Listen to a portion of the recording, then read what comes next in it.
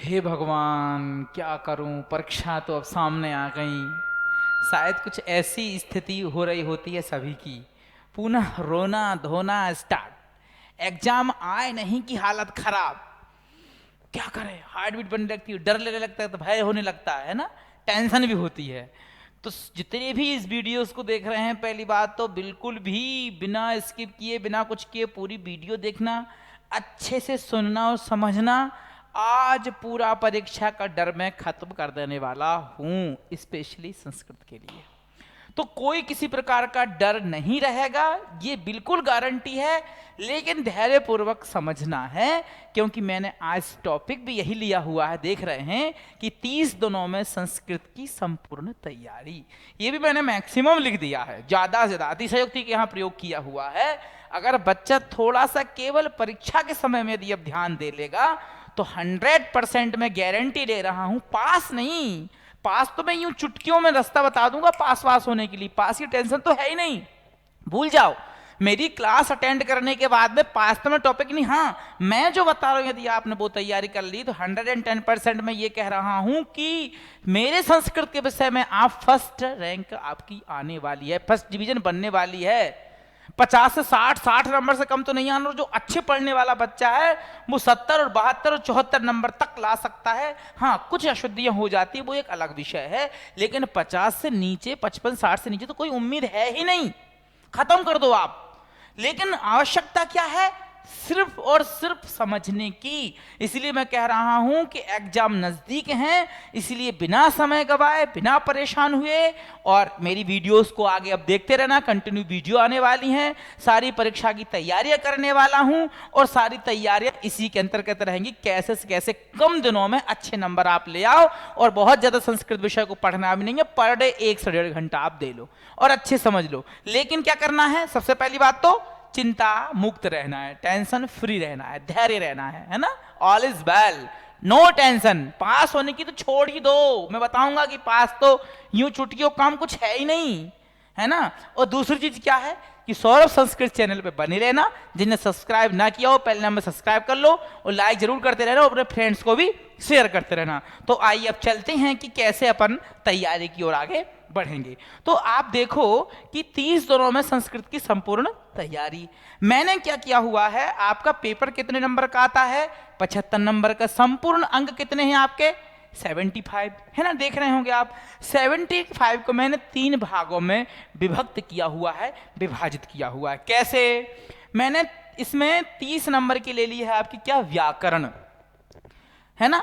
और इसका पाठ्य पुस्तक से 35 अंक मैंने ले लिए हुए आपकी पुस्तक से। ध्यान देना आप, 35 नंबर, जो पूरी इतनी बड़ी पुस्तक है वहां से केवल हम 35 नंबर उठा रहे हैं, और आपकी व्याकरण से 30 नंबर उठा रहे हैं। और ये सारे किस तरीके से सॉल्व होंगे, क्या तरीका रहेगा, वो भी मैं बताऊंगा। समझना है, सुनना है ध्यान पूर्वक। और 10 नंबर हमने ले लिए हैं प्रार्थना पत्र, निबंध और श्लोक, है ना। इनको भी हम आपको बताने वाले हैं कि हमने ऐसे बांटे हुए हैं, तो किस किस तैयारी से कैसे कैसे क्या क्या किया जा सकता है। इन सारे विषयों के अंतर्गत उनमें से क्या क्या चीजें हैं जो ध्यान देनी है। और हाँ, मैं आगे एक ऐसी चीज बताऊंगा जो नंबर बांट रहा है, प्रश्न पत्र बनाने वाले और टीचर्स ये कह रहे हैं नंबर उठा के ले जाओ, लेकिन तैयारी नहीं हो, ध्यान ही नहीं देते बच्चे उस बात पर। वो भी मैं आपको एक सीक्रेट बताने वाला हूं, कैसे नंबर लुटाए जा रहे हैं, नंबर दिए जा रहे हैं, फेंके जा रहे हैं नंबर, है ना। तो वो भी इस चीज में आपको देखो। तो अब ये बात आपके 75 नंबर की हो गई। अगर हम इस पर चलेंगे, संपूर्ण आपके अंक 75 में जो 30 की व्याकरण है वो क्या है, अगर इस पे हम जाएंगे तो ध्यान थोड़ा सा देना।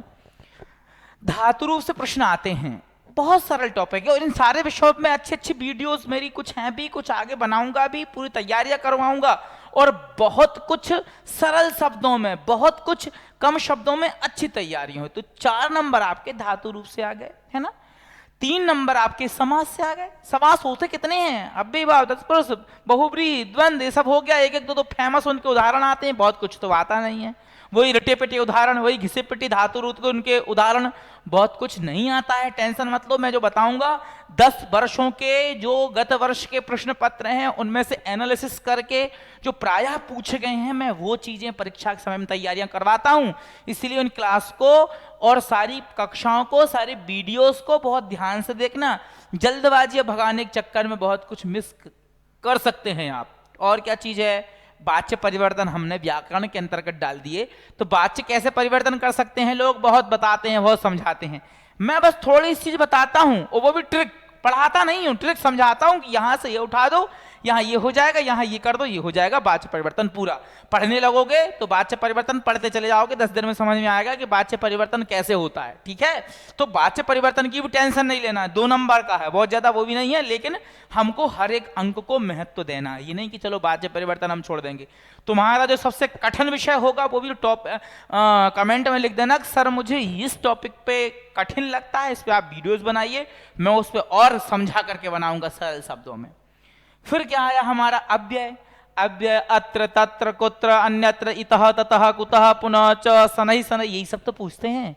तो इन सब में भी टेंशन नहीं होना है, रोना छोड़ो, थोड़ा तैयारियों पर ध्यान दो, घबराओ मत, है ना। अच्छे नंबर आएंगे, गारंटी के साथ कह रहा हूं, बहुत शानदार अंक आएंगे। तो अव्यय हो गए। फिर क्या हो गया, प्रत्यय हो गए।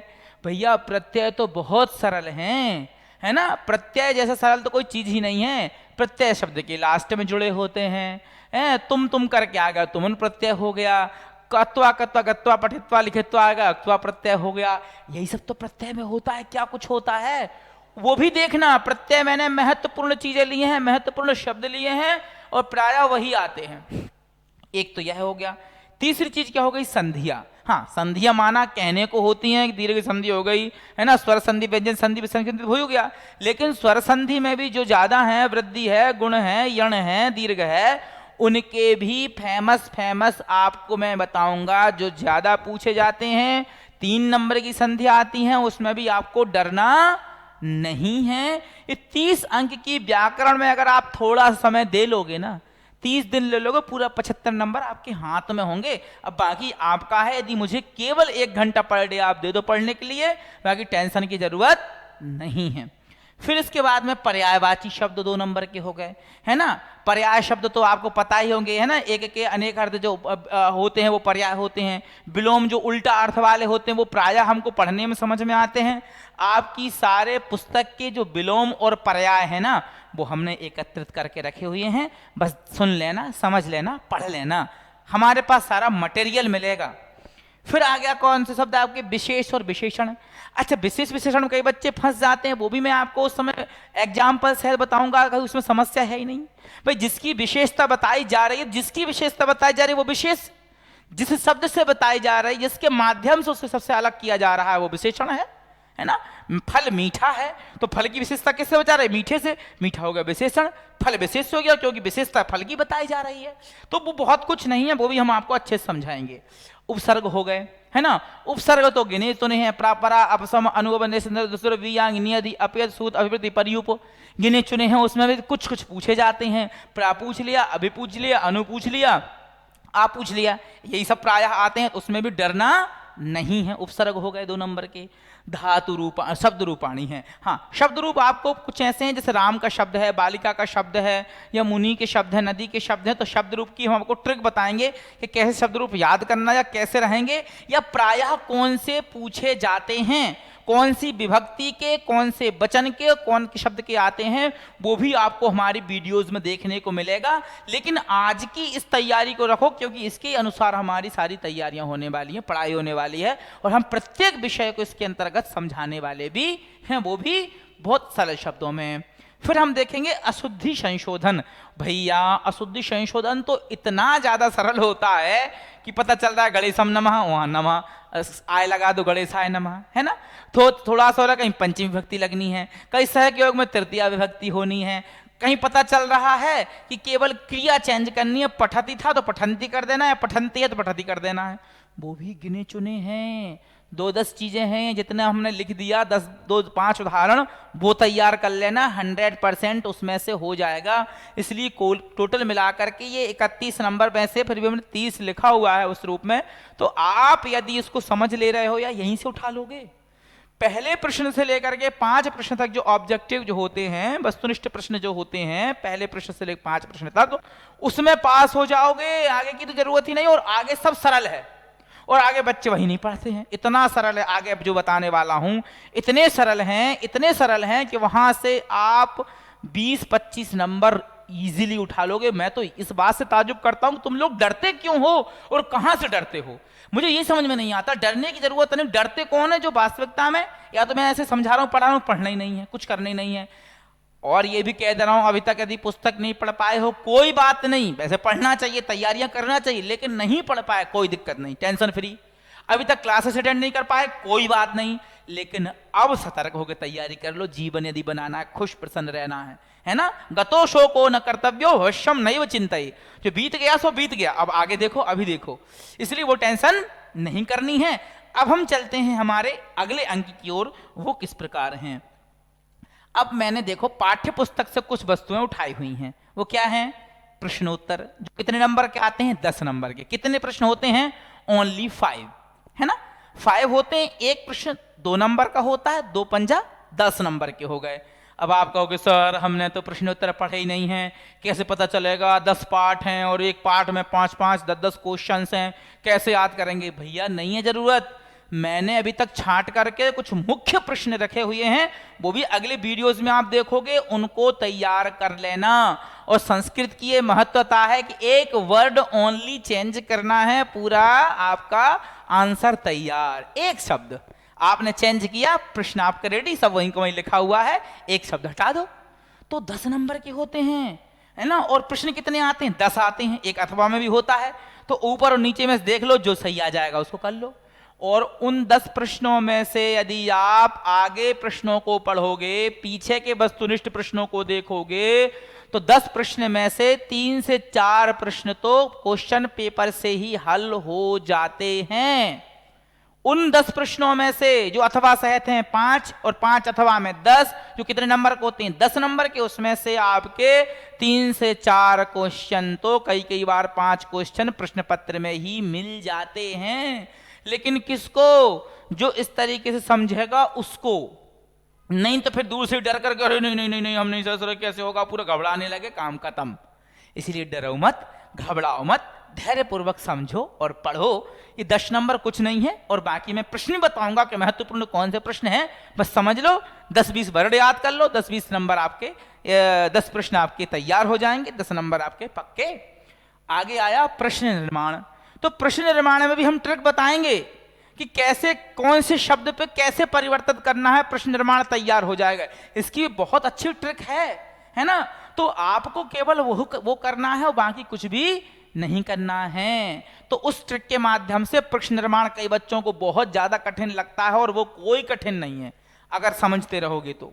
दूसरी बात आ गई एक पदेन उत्तरम लिखत, जो कि आपके प्रायः पाठों में जो प्रश्न नंबर पहले पे ही दिए होते हैं, एक पदेन उत्तरम लिखत, वो बड़े सरल होते हैं और वो प्रायः पाठ में से ही मिल जाते हैं। ये भी 3 नंबर के आते हैं और डेफिनेटली पाठ में मिलते हैं। मैं बताऊंगा, मैं कई बार गत वर्ष में प्रश्न पत्र आया है, अगर नहीं होगा तो सारी वीडियो पढ़ाने के बाद मैं प्रश्न पत्र भी हल कराऊंगा कि प्रश्न आते कैसे हैं, क्या किया जाता है और कैसे प्रश्नों को ढूंढा जाता है। ये सारी गतिविधि मैं यहां से समझाऊंगा। एक चीज ये हो गई। दूसरी बात हो गई कह कम प्रति कथयति। अच्छा, कई बच्चे इसमें गड़बड़ हो जाते हैं, सर ये क्या प्रश्न है, इसमें हमें क्या करना है। तो कथयति तो समझ लिया करो कि कहने की बात आ रही है कि किसने किससे कहा। आपको 2-3-4 लाइन दे देंगे और पूछ लेंगे कि ये किसने किससे कही। तो ये तो वस्तुतः तो तब आता है तब आपने पूरे पाठों को अच्छे से पढ़ा है तो आप जान जाओगे। लेकिन आपके सरलता के लिए आपके पाठों में से हमने छांट करके सारे पाठों के कह कम प्रति कथयति एकत्रित कर लिए हैं और उनको आप देख लीजिए। और उनमें भी हमने 2 भागों में विभक्त किया हुआ है। एक वो जो प्रायः पूछे गए हैं और सरल हैं, एक वो जो कम पूछे जाते हैं लेकिन हैं भी, तो उनको भी थोड़ा सा देख लोगे। और लिखने का तरीका तो बिल्कुल सरल है उनका, वो भी हम बाय ट्रिक बताएंगे कि कैसे आपको उसको करना, समझते चलना। ये हो गया। अब बात आई रिक्त स्थान पूर्ति। तो भैया रिक्त स्थान तो पहली बात ऊपर ही शब्द दिए होते हैं, कई बच्चे तो क्या करते हैं, भरते ही नहीं है।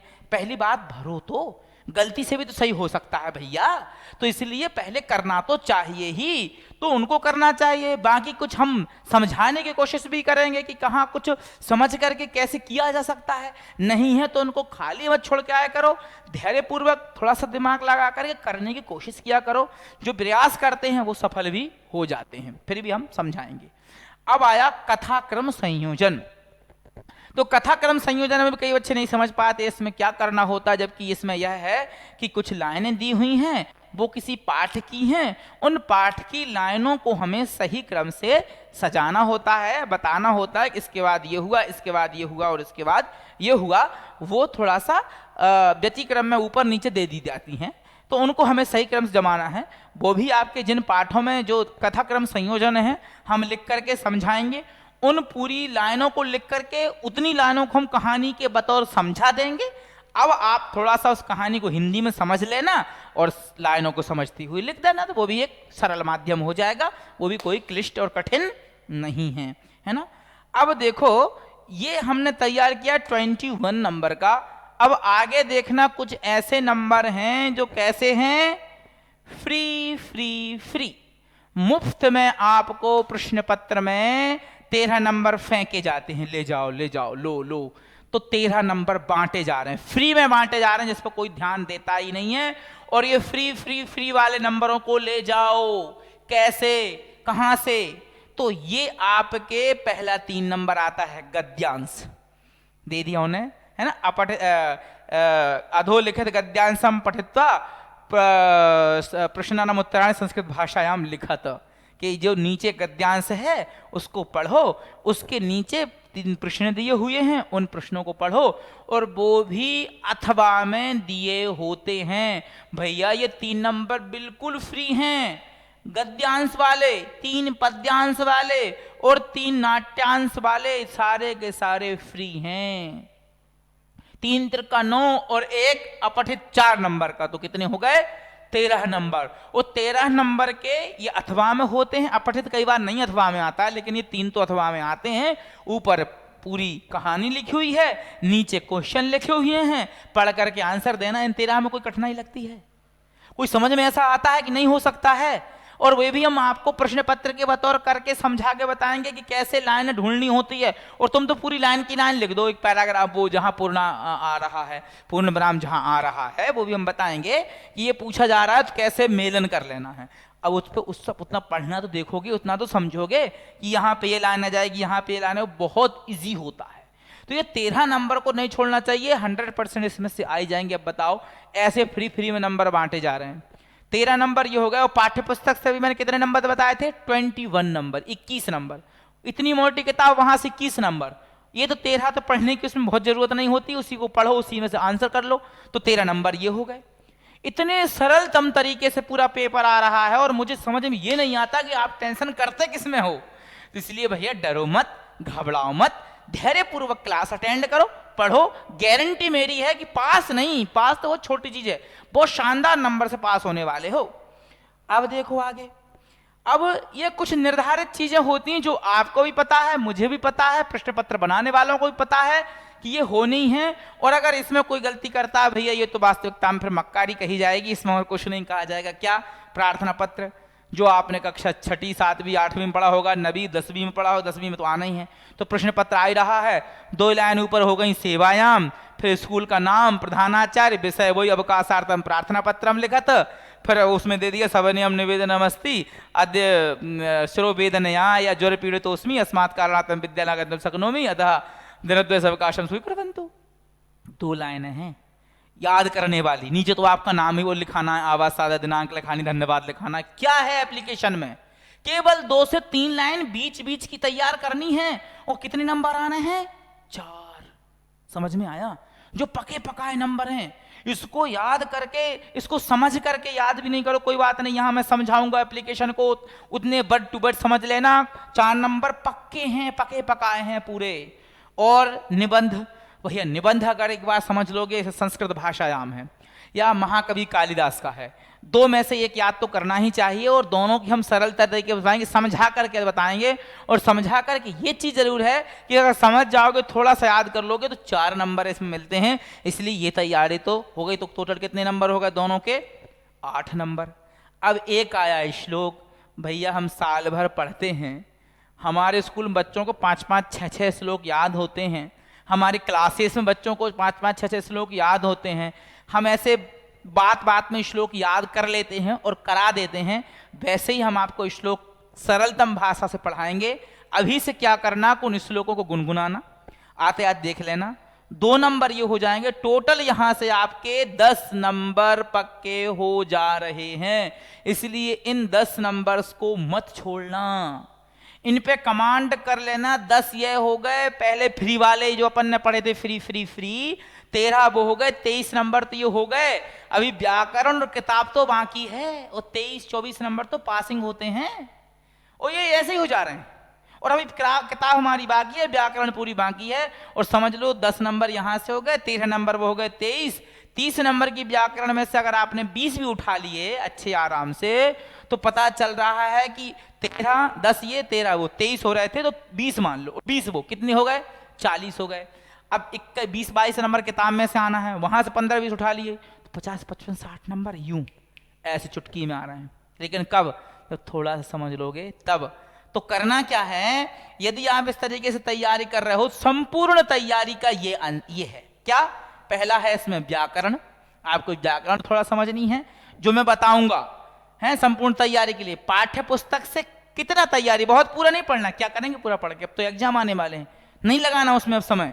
मैं बताऊंगा जिस तरीके से पढ़ना। तो पहला हो गया व्याकरण, दूसरा आपका हो गया यहां पाठ्य पुस्तक, तीसरी चीज हो गई फ्री फ्री फ्री, क्या? वही गद्यांश, पद्यांश और नाट्यांश, जो फ्री में बांट रहे हैं, फेंक रहे हैं नंबर, ले जाओ ले जाओ ले जाओ करके। इसके बाद में जो है चीज आ गई आपकी क्या, इस तरफ से निर्धारित। निर्धारित क्या है? जो निर्धारित ऑलरेडी मैंने अभी बताया था 10 नंबर का, प्रार्थना पत्र, निबंध और श्लोक। 10 नंबर वो हो गए भैया। फ्री वाले 13 यहां से ये हो गए, यहां से इसके समझ लो 31 नंबर हो गए, कुछ इसके नंबर हो गए, शायद लगभग 23 से 24 जो भी हो, ऐसे 75 नंबर पूरे हो जा रहे हैं। और पढ़ने वाले को मैं गारंटी दे रहा हूं, थोड़ा मेरी क्लास को अटेंड करेगा, उसके किसी ने 55 से 60 नंबर नहीं रोके। और जो बच्चा पढ़ना लिखने वाला है वो 70 नंबर 72 नंबर लाएगा, गारंटी के साथ लाते हैं बच्चे। लेकिन मैं ये 55-60 उनकी बात कह रहा हूं जो अभी तक नहीं पढ़ पाए हैं, अब इन 10-20 दिनों में पढ़ लेंगे, उनकी बात कर रहा हूं। पास होने वाला मैटर तो मैं कोई माइंड ही नहीं करता, ना मैं ध्यान देता हूं कि पास नंबर बहुत छोटी बात लगती है। पास तो इन क्लासों को कोई पर डे देखते रहेगा, अटेंड करता रहेगा ना, तो वो पास तो ऐसे हो जाता है। हम पास वास पर ध्यान देते ही नहीं है। मैं तो कहता हूं थोड़ा समझ लो तो तुम्हारी डिवीजन बनेगी, क्योंकि मैं इतने सरल तरीके से बताता हूं, इतना समझा के बताता हूं, पूरे प्रश्न पत्र, पूरा मटेरियल तैयार करके आप लोग उपलब्ध कराता हूं। उस बेस पे आपकी तैयारी होती है। करना क्या? अब करें क्या? आप ये कहोगे कि सर अब ठीक है ये तो हो गया, लेकिन हम करें क्या? तो पहली बात तो भैया धैर्य धारण करो। ऑल इज वेल, शांति, घबराओ मत, डरो मत, हम हैं आपके साथ में, इसलिए डरना नहीं है, घबराना नहीं है, रोना नहीं है, ठीक है? पहली चीज तो धैर्य रखो।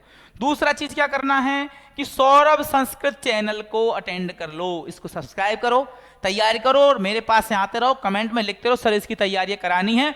और देख लेना मैं जो समझाता हूं बाद में एनालिसिस करता हूं कि मेरे बताए हुए तरीके से जिसने पढ़ा है उसके कितने अच्छे नंबर आए हैं, ठीक है? नहीं हो तो पिछले वर्ष का आप देख लेना।